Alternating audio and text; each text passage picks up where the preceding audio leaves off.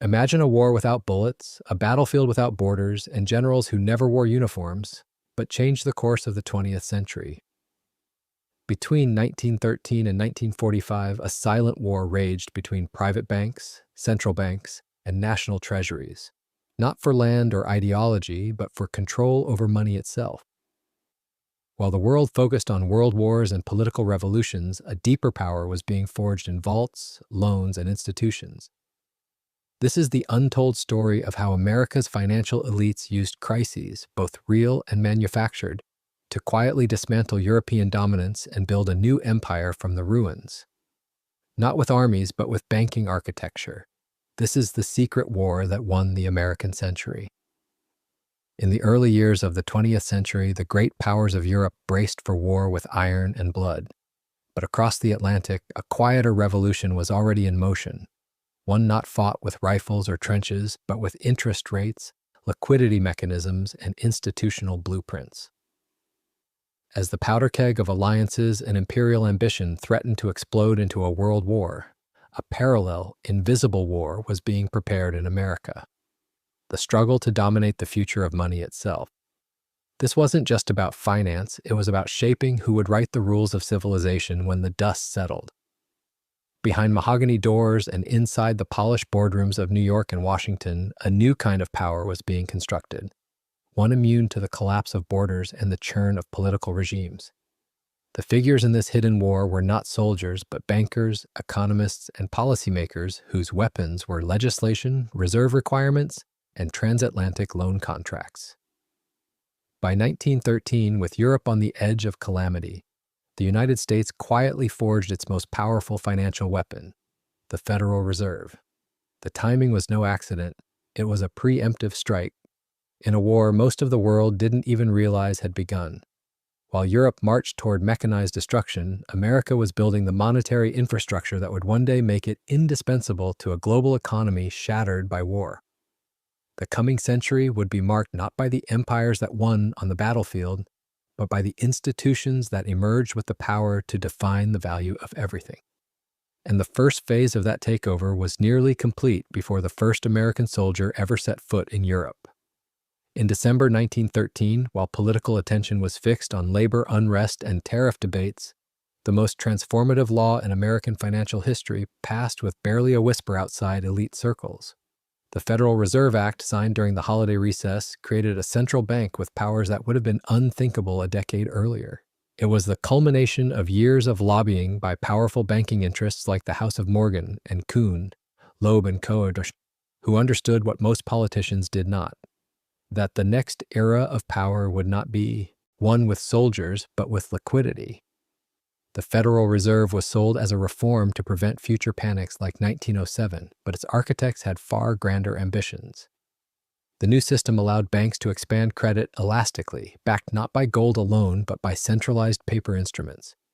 The Fed could discount commercial paper, lend to institutions in distress, and most importantly, serve as the lender of last resort during financial shocks. This wasn't just about preventing collapse, it was about creating a mechanism for American capital to flow outward securely and profitably. The design mimicked elements of the Bank of England, but with a uniquely American twist. It tied the monetary base to a private-public cartel of regional banks anchored in New York. Wall Street was no longer just a marketplace, it was becoming a monetary command center. The gold-backed orthodoxy that had once limited expansion was quietly sidelined. Dollar liquidity could now be engineered, timed, and targeted. This gave the United States a weapon Europe didn't yet understand: financial flexibility in a rigid, gold-bound world. When war broke out in 1914, European powers would scramble to suspend their gold standards and maintain solvency. America, meanwhile, with its new central bank barely a year old, stood ready to lend, to structure, and to profit. The foundations were set. While European empires prepared to bleed on the battlefield, the United States had armed itself with something far more enduring: the architecture to seize control of global finance. As artillery fire erupted across Europe in August 1914, the continent's banks were already imploding beneath the surface. Decades of overextended credit, pumped into colonial infrastructure, speculative ventures, and failing imperial clients, had left European financial institutions dangerously exposed. The declaration of war provided an excuse to suspend rules that would have triggered mass insolvencies. Gold convertibility was halted almost overnight. Stock exchanges shuttered across London, Paris, and Berlin, not to protect investors, but to prevent the markets from revealing how close to death the system truly was. British banks, long the anchors of international finance, faced sudden liquidity droughts as depositors demanded gold that no longer existed. In a desperate maneuver, the British Treasury guaranteed liabilities for the Bank of England, transforming private credit risk into public obligation. Germany, France, and Austria-Hungary took similar actions, effectively nationalizing their banking systems under the guise of war finance.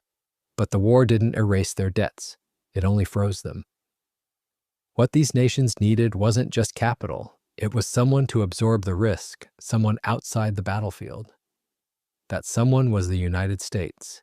The Federal Reserve, operational for less than a year, became the untested lifeline of global liquidity. While officially neutral, America's financial institutions stepped in to replace London as the world's creditor. Wall Street banks, led by the Morgan Syndicate, issued massive loans to the Allies, structured weapons contracts, and began channeling dollars across the Atlantic. It wasn't altruism, it was strategy. U.S. bankers leveraged the crisis to position themselves as irreplaceable. Every shell fired in France deepened Europe's dependence on American credit. Every railway built with borrowed pounds now had to be refinanced in dollars. The war was a catastrophe for empire, but a golden opportunity for the institutions quietly building a new one across the ocean.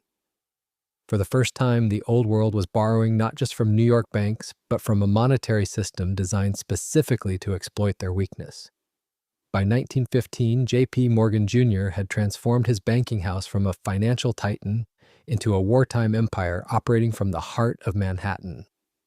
While American newspapers still touted neutrality, Morgan was already orchestrating the logistics of victory for the Allies.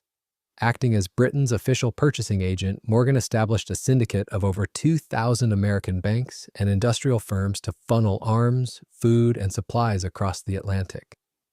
But this was no simple procurement operation. It was a financial colonization disguised as assistance. Every rifle shipped, every ton of wheat delivered, and every artillery shell fired was backed by a Morgan loan, collateralized with the promise of future tax revenues from Britain and France. Morgan's syndicate didn't merely lend, it structured the entire ecosystem of Allied war finance, deciding which firms would win contracts, which currencies would be exchanged, and how payments would be routed through the Federal Reserve System. The genius of this operation was its dual role. Morgan controlled both sides of the transaction. As the creditor, he decided terms. As the purchasing agent, he controlled the cash flows. And in doing so, he embedded American capital deep within the arteries of Europe's wartime economy. British and French officials, desperate for funding and munitions, accepted terms that made Morgan indispensable and sovereign in all but name. Even after the U.S. formally entered the war in 1917, Morgan's apparatus remained intact, now functioning with governmental blessing. But what emerged was more than a war machine. It was a shadow empire, one that bypassed parliaments and presidents, rooted not in territory but in contracts. By the time the armistice was signed in 1918, Morgan and Conner had secured not only repayments and fees, but political leverage over the very infrastructure of European finance. Banks, ministries, and industries from London to Paris were now intertwined with Wall Street, forever dependent on its liquidity, its terms, and its vision of the post-war order. As the guns fell silent in November 1918, Europe's physical battlefields lay in ruins, but the real devastation lived in ledgers. Britain, France, and Italy had borrowed more than $10 billion from American institutions to fund the war, while Germany faced an impossible burden, $33 billion in reparations demanded by the Treaty of Versailles. With their treasuries empty and currencies depreciating, none of these nations could pay their debts through domestic revenues. The result was a trap, a mathematically inescapable circle engineered, whether by design or consequence, to ensure European dependence on American finance. Germany turned to Wall Street to fund its reparation payments, securing massive loans from private U.S. banks under the auspices of international stabilization plans like the Dawes Plan in 1924 and the Young Plan in 1929. Those dollars were then used to pay Britain and France, who in turn used the cash to repay their own war debts to the United States. Money flowed in loops, crossing oceans not as free capital but as tribute, moving along a structured hierarchy, with the U.S. at its apex. No nation in this triangle could default without setting off a chain reaction that would imperil the entire post-war economy. Yet no nation could escape the cycle either, because their survival now depended on continuous access to American credit. The dollar wasn't just a currency anymore, it had become the bloodstream of European solvency. And at the heart of it all were the American financial institutions that dictated terms, set interest rates, and quietly converted Allied desperation into long-term leverage. What began as wartime necessity had evolved into peacetime servitude. By the end of the 1920s, central banks in Berlin, Paris, and London were no longer sovereign actors. They were debtors, locked in a system that required constant borrowing, endless payments, and total submission to a monetary empire headquartered on Wall Street. As the Roaring Twenties crashed into the abyss of the Great Depression, the financial empire America had built through war and credit faced its first systemic reckoning. Global markets collapsed in waves, vaporizing capital and exposing the fragility of a debt-bound post-war system. European defaults rippled across borders, and the reparation loan cycle shattered under its own weight. Germany suspended payments, Britain abandoned the gold standard in 1931, and France soon followed, each step marking the death of classical monetary independence. But while the old order crumbled, American financial institutions, fortified by years of syndicate control and centralized banking, absorbed the shock with surgical precision. Thousands of smaller banks failed across the United States, especially in rural and regional sectors, but the nation's financial core, New York's behemoths, emerged stronger. The Federal Reserve, once hesitant, transformed into an active consolidator, backing major institutions and allowing the system to purge its weakest components. This wasn't just survival, it was a strategic contraction that allowed dominant banks to absorb assets, liquidate competition, and expand control. Meanwhile, the dollar began to detach from gold not in law, but in function. Franklin Roosevelt's 1933 executive order criminalized private gold ownership and revalued the dollar overnight, a move that shattered the illusion of convertibility while keeping the international faith alive. It was a bold assertion. Monetary rules would bend to political and financial will when necessary. The Depression didn't destroy the American financial system, it clarified its hierarchy. Wall Street's survivors didn't mourn the collapse, they used it. Institutions like J.P. Morgan and Chase reorganized their holdings, restructured European debt, and positioned themselves as indispensable to any future economic order. As the rest of the world descended into chaos and authoritarianism, the United States quietly prepared its next move, to recode the rules of global finance entirely, this time with no gold chains, no European gatekeepers, and no return to the old world. The disaster had wiped the slate clean. The next empire would be designed from scratch. In the secluded mountains of New Hampshire, while Allied forces stormed Europe and the Pacific remained engulfed in bloodshed, a different kind of battlefield emerged inside the walls of the Mount Washington Hotel. There, in July 1944, 730 delegates from 44 nations gathered not to end war, but to dictate peace through money. The outcome was Bretton Woods, a monetary regime designed not by generals, but by economists, treasury officials, and central bankers led by American power. Officially, the goal was stability. Unofficially, it was control. The conference birthed the International Monetary Fund and the World Bank, two institutions that would outlive war, regime change, and the gold standard itself. At the core of this system stood the U.S. dollar, pegged at $35 per ounce of gold, and uniquely convertible, but only by central banks, not individuals. This detail changed everything. Unlike the classical gold standard, Bretton Woods didn't promise redemption to ordinary citizens. It allowed only sovereign institutions to demand gold, locking the monetary hierarchy into a system where governments played by American rules. The brilliance of the arrangement was its asymmetry. The U.S. could print dollars to finance global reconstruction, while foreign nations had to maintain dollar reserves to stabilize their currencies. In effect, the dollar became both the world's currency and its constraint. Britain, desperate and bankrupt, watched as its empire collapsed under the weight of American leverage. France, still scarred by war and inflation, lacked bargaining power. Only the U.S., flush with gold and untouched by physical destruction, could dictate the terms. And it did. Every reconstruction loan, every currency peg, every policy adjustment flowed through a framework designed in Washington. While the world believed Bretton Woods was a collective effort, it was in truth a financial coup. America had learned the lesson of World War I. If you control the flow of capital, you don't need to occupy territory. You own it anyway. With Bretton Woods, the United States wrote the global rulebook in its own currency, backed it with its own gold, and handed the enforcement power to institutions it controlled. The empire now had a central bank without borders and a monetary doctrine enforced not by law but by need. In the 2 decades following World War II, the dollar emerged not just as currency but as gospel. Every trade, every central bank reserve, every global transaction flowed through American hands. The postwar boom, financed by the Marshall Plan and fueled by industrial supremacy, allowed the U.S. to export not just goods but its monetary philosophy. Foreign governments held dollars because they had to, because the Bretton Woods system demanded it, and because convertibility to gold still offered the illusion of restraint. But beneath that confidence, a crisis was quietly compounding. The U.S. ran persistent trade and budget deficits, pumping more dollars into the global system than its gold reserves could ever redeem. By the late 1960s, the imbalance had become mathematically unsustainable. Foreign central banks, especially France under Charles de Gaulle, began demanding gold for their dollars, exposing the fundamental flaw in the system. There simply wasn't enough gold to back all the American promises.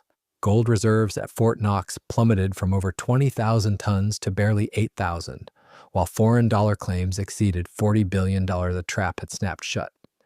On August 15, 1971, in an unannounced televised address, President Nixon suspended gold convertibility, declaring it a temporary emergency measure. In truth, it was permanent. The dollar became fiat overnight, backed by nothing but faith and the inertia of global dependence. Yet the empire didn't collapse. Instead, it adapted. Bretton Woods may have died, but its architecture remained intact. The IMF, the World Bank, the international payment systems all still ran on dollars. No other currency had the liquidity, the infrastructure, or the military umbrella to replace it. The genius of the American system wasn't that it maintained convertibility, it was that it convinced the world it didn't need it. Central banks kept holding dollars, trade continued to flow, and the petrodollar system soon anchored energy markets to U.S. monetary policy. What should have been a collapse became a consolidation. With gold no longer a constraint, the United States gained unprecedented power, the ability to finance endless deficits, wage war without direct taxation, and inflate its currency with global consent. The dollar was no longer a promise, it was a monopoly. By 2025, the American empire no longer resembles the hegemonies of the past. It doesn't plant flags or deploy battalions across new frontiers. Instead, it governs silently through architecture so embedded most don't recognize it as conquest.